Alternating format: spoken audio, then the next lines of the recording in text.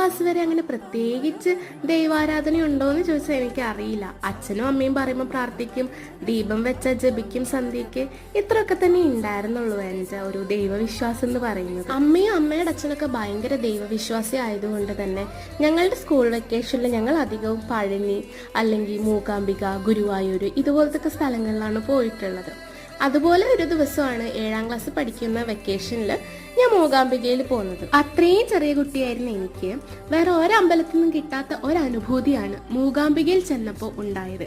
അതെന്താണെന്ന് പറയാൻ എനിക്ക് അപ്പോഴും അറിയില്ല, ഇപ്പോഴും അറിയില്ല. അവിടെ പോകാത്തവർക്കോ അല്ലെങ്കിൽ ദൈവവിശ്വാസം ഇല്ലാത്തവർക്കോ ഞാൻ പറയുന്നത് ചിലപ്പോൾ മണ്ടത്തരമായി തോന്നുമെങ്കിലും അവിടെ പോയവർക്ക് ഒരു പക്ഷേ ഞാൻ പറയുന്നതിൽ കുറച്ചെങ്കിലും കാര്യമുണ്ടെന്ന് മനസ്സിലാകും. ആ ആദ്യ ദർശനത്തിന് ശേഷം എന്നോട് ആരെങ്കിലും എൻ്റെ ഇഷ്ട ദൈവം ആരാണെന്ന് ചോദിച്ചാൽ അതിനൊറ്റ ഉത്തരമേ ഉള്ളൂ, മൂകാംബിക ദേവി.